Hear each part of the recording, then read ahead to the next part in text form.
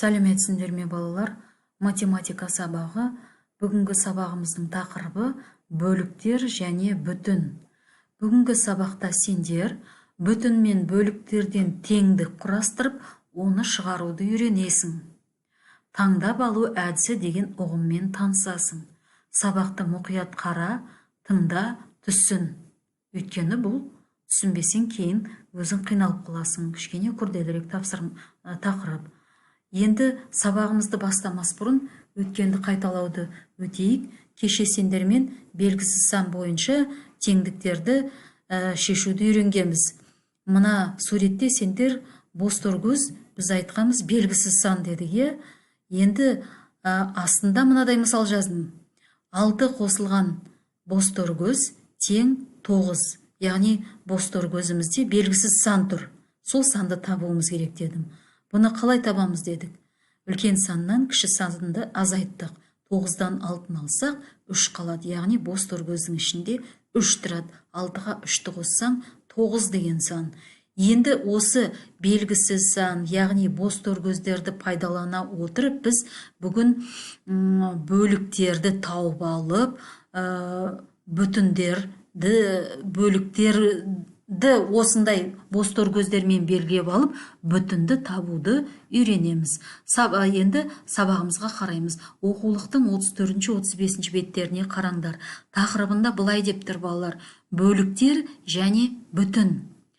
Сен бүгін бос төркөз белгісін, теңдіктің белгісіз бөлігін көрсету үшін пайдалануды үйренесің.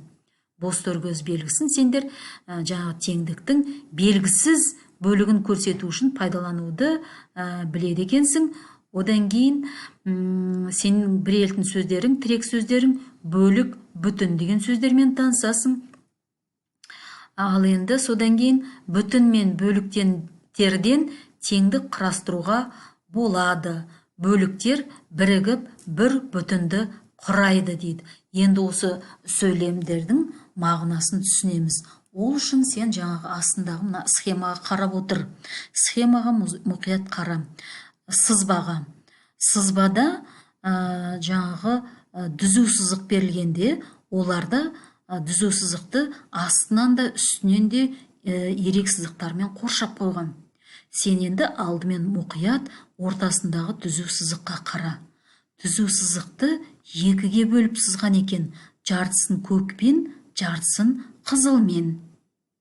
Ал енді осы көкпен сызылған бөлігін төбесінде ерек сызықпен бөлік болған. Бұл бір бөлік болып табылады. Ал қызыл сызықпен сызылған жері ол екінші бөлік болып табылады. Ал астында жаңағы ерек сызықпен сызық болған бұл сызықтың барлық бүтін бөлігі екен. Сызықтың бастан аяғын білдіртетін ерек сызық екен. Енді қара балалар, сонда сендер мына сызықты екіге бөлген екен. Бұнда сонда екі бөлік шығып тұр. Бір бөлігін көк түспен, екінші бөлігін қызыл түспен бояған. Ал барлығы бір бүтін дегенді білдіреді.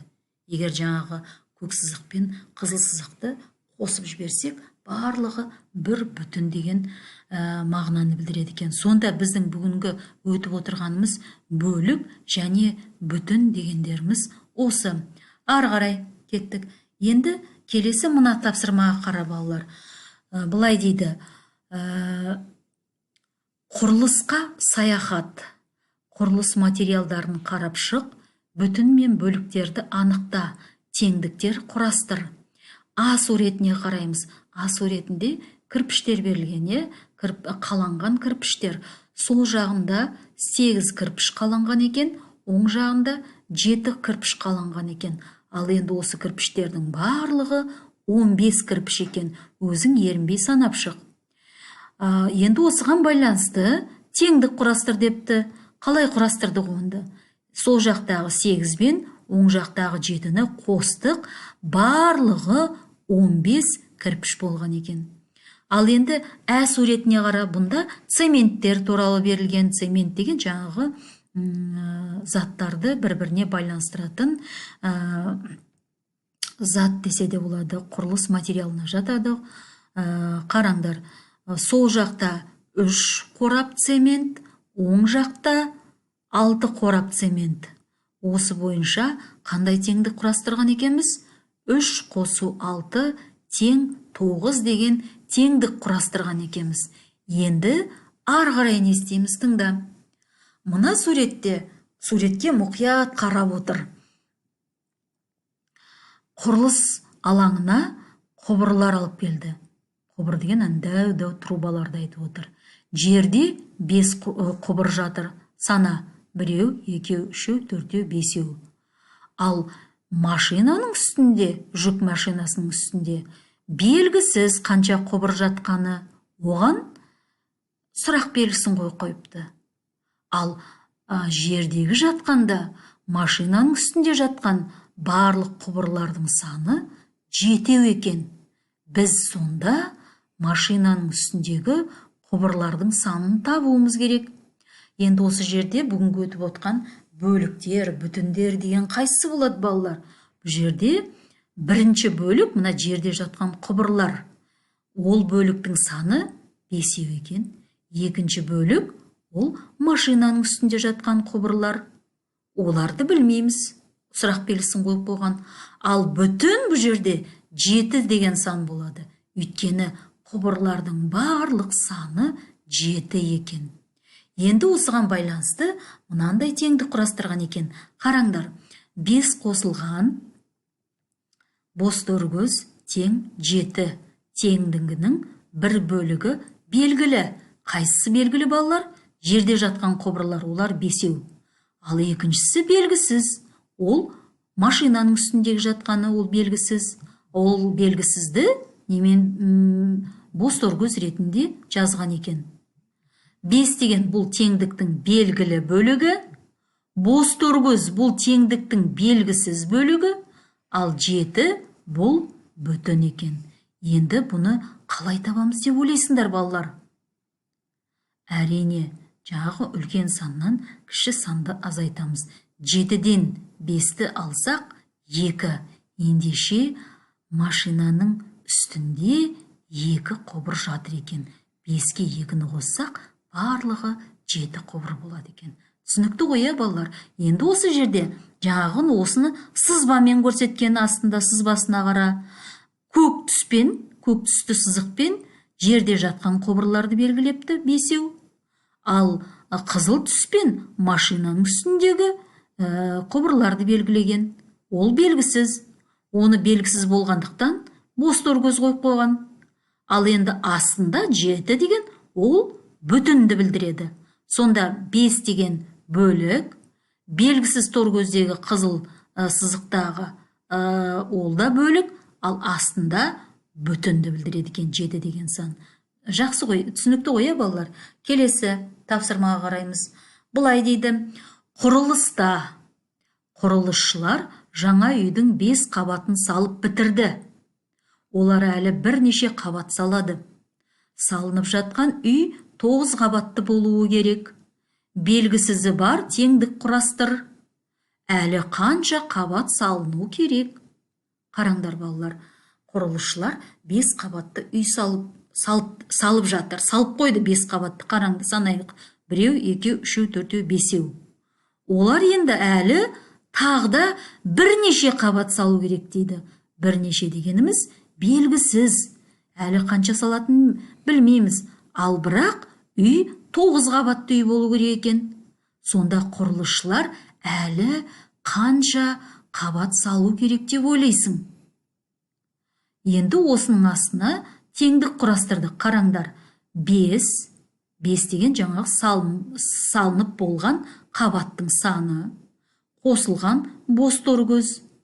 Бос төргөз ол әлі салынатын қабат. Тең 9. Ал 9 дегеніміз бұл үй 9 қабатты үй болу керек. Соны білдіреді. Не істейміз сонда? Бос төргөздің орнында қандай сан болады? Қалай шығарамыз екенбіз оны? Әрине, үлкен саннан кіші санды азайтамыз. 9-дан 5-ті алсаң 4. Яғни 5-ке 4-ті қоссаң 9.